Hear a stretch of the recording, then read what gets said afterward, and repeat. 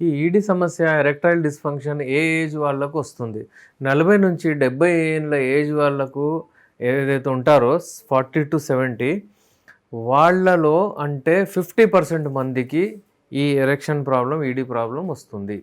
అంటే ఎవరైనా 40 ఏండ్ల అయిందనుకోండి, 40 క్రాస్ అవ్వగానే చాలామందికి అంటే ఒకవేళ మనము 10 మందిని చూస్తే 5 మందికి ఈ ప్రాబ్లమ్ ఉంటది. అంత పెద్ద రేషియో. ఎరెక్టైల్ డిస్‌ఫంక్షన్ వస్తుంది ఇవాళ రేపు. ఎరెక్టైల్ డిస్‌ఫంక్షన్ ఎప్పుడైతే వచ్చేస్తుందో ఆ సమయంలో బాడీకి ఓవరాల్ సంకేతాలు దొరికిపోతాయి. అంటే చూడండి, ఎరెక్షన్ ఏదైతే వస్తుందో అది బ్లడ్ మంచిగా ఫ్లో అవుతే వస్తుంది. అది మనకు తెలిసిపోయింది. బ్లడ్ వెజల్స్‌లో ఒకవేళ బ్లడ్ వెళ్ళకపోతే అక్కడ అంగం గట్టిగా పడదు. ఇప్పుడు చూడండి, ఒక రీసెర్చ్ ప్రకారం చాలా స్మాలెస్ట్ ఆర్టరీస్ అంటే బ్లడ్ వెజల్స్ 2 రకాలే ఉంటాయి. ఒకటి ఆర్టరీస్, ఒకటి వెయిన్. ఆర్టరీస్ అంటే బ్లడ్ తీసుకెళ్తుంది. వెయిన్స్ అంటే బ్లడ్ వాపస్ హార్ట్‌కి తీసుకొస్తుంది. ఇప్పుడు హార్ట్ ఎప్పుడైతే మంచిగా పంప్ అవుతుందో బ్లడ్ వెళ్తుంది. ఆ ఆర్టరీస్ ద్వారా ఈ కార్పోరా క్యావర్నోసా, కార్పోరా స్పాంజియోసాలో వెళ్తుంది. ఇప్పుడు ఇక్కడ ఆ ఆర్టరీస్ స్మాలెస్ట్, చిన్నవి మన బాడీలో అంటే చిన్నది ఆర్టరీ ఉంటుంది అక్కడ. దానికంటే కొంచెం పెద్దది ఎక్కడ ఉంటుంది? హార్ట్‌లో ఉంటుంది. కొరోనరీ ఆర్టరీ, హార్ట్‌కి ఏదైతే బ్లడ్ సప్లై అవుతుందో. ఇప్పుడు ఎప్పుడైతే మీకు ఇక్కడ బ్లడ్ సప్లై తక్కువ అయిపోతుంది, బ్లడ్ సప్లై వెళ్ళదు, దానివలన అంగం గట్టిపడదు. అంగం గట్టిపడకపోతే ఎరెక్టైల్ డిస్‌ఫంక్షన్. ఈ ఎరెక్టైల్ డిస్‌ఫంక్షన్ సమస్య ఎప్పుడైతే వస్తుందో అదొక సంకేతం. ఎందుకంటే రాబోయే రోజుల్లో ఆన్ ఎన్ యావరేజ్ ఒక 10 ఏళ్ల తర్వాత స్ట్రోక్ రావచ్చు. అంగం అంటే అక్కడ కూడా బ్లడ్ వెజల్స్‌లో బ్లడ్ వెళ్ళదు అన్నట్టు. అక్కడ కూడా ఎరెక్షన్స్ రావచ్చు. ఇది ఎండోథీలియల్ అప్పుడప్పుడు ఎండోథీలియల్ డిస్‌ఫంక్షన్ అని చెప్తారు.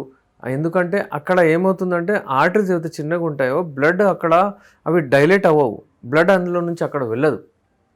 సో దాని వలన ఏమవుతుందంటే అక్కడ ఎరెక్షన్ రాదంటే అలాగే అక్కడ హార్ట్ కూడా పని చేయదు రాబోయే రోజుల్లో అన్నమాట. సో ఇదొక సంకేతం. అండర్లయింగ్ కాజెస్ కొంతమందికి షుగరు, బీపీ అది ఇది అన్నీ తెలిసిపోతాయి. ఈ ఎరెక్షన్ ప్రాబ్లం వచ్చిందంటే అక్కడ వచ్చారంటే ఇవన్నీ వాటికి ట్రీట్మెంట్ చేసుకుంటూ పోవాలి. ఎందుకంటే ఓవరాల్ హెల్త్ ఏదైతే ఉంటుందో అది మీ ఎరెక్షన్ మీద చాలా ఎఫెక్ట్ కనిపిస్తుంది. ఓవరాల్ హెల్త్ అంటే మీరు మంచిగా నడవగలగాలి, పెయిన్స్ ఉండకూడదు, షుగర్స్ లెవెల్స్ నార్మల్ ఉండాలి, బీపీ నార్మల్ ఉండాలి, కొలెస్ట్రాల్ లెవెల్స్ నార్మల్ ఉండాలి, గుడ్ కొలెస్ట్రాల్ మంచిగా ఉండాలి, బ్యాడ్ కొలెస్ట్రాల్ తక్కువ ఉండాలి, ట్రైగ్లిజరైడ్స్ నార్మల్ రేంజ్లో రావాలి. ఇవన్నీ ఓవరాల్ హెల్త్ని డిటర్మిన్ చేస్తుంది.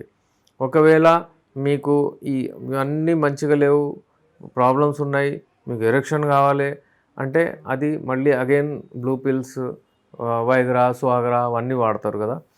అలా కాకుండా నేచురల్. అయితే ఈ రెమెడీస్కి, లైఫ్ స్టైల్కి, మెడిసిన్స్కి ఏం కనెక్షన్ ఉందో చూద్దాం.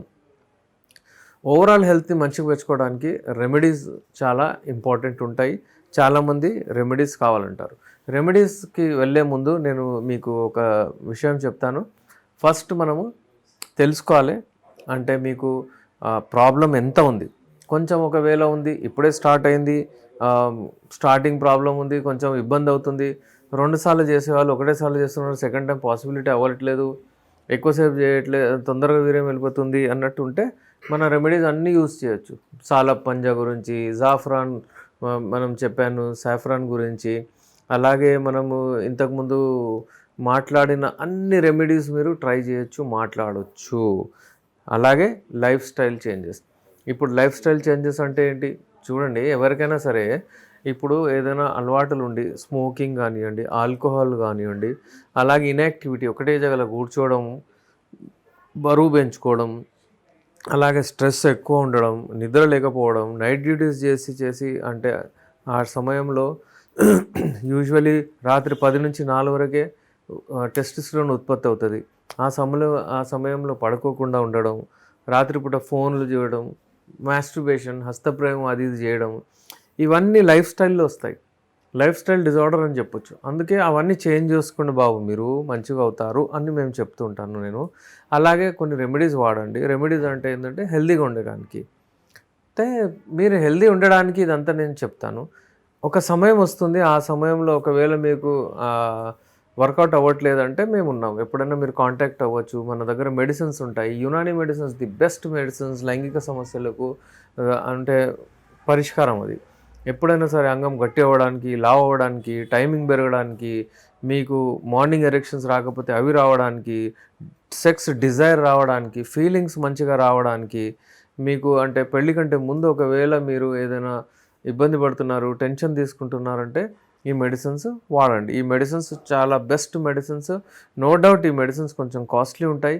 కానీ ఈ మెడిసిన్స్ వాడిన తర్వాత వన్ టైం ట్రీట్మెంట్, మళ్ళీ మీకు సంవత్సరాల వరకు ఏ ప్రాబ్లం రాదు.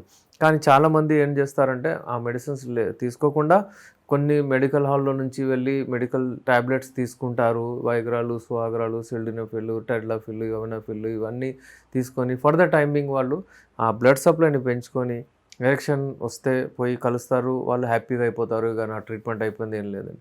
కానీ రాబోయే రోజుల్లో ముందుకు వెళ్ళి అది కూడా పనిచేయడము ఆగిపోతుంది. దానివలన మళ్ళీ షాక్ వేవ్, ఇంప్లాంట్ వరకు కూడా ఈ సమస్య పోతుంది. అందుకే నేను చెప్పేది ఏంటంటే ఫస్ట్ స్టార్టింగ్ ఏదైనా ఉంటే start with life style changes and remedies వాడండి. ఏం కాదు, మా ఛానల్లో చాలా రెమెడీస్ ఉన్నాయి, మీకు ఏదైనా ఒకటి వాడండి. ఇప్పుడే అంటే మనకు ఒక పేషెంట్ ఫోన్ వచ్చింది, ఆయన అంటే సాలప్ పంజా గురించి అడుగుతున్నాడు, ఎలా వాడాలి, ఏంటి, ఎట్లా ఉంది సార్, ఇంతకుముందు మంచిగా ఉండేనా అన్నట్టు. అలాంటివి చాలా పేషెంట్స్ ఉంటారు.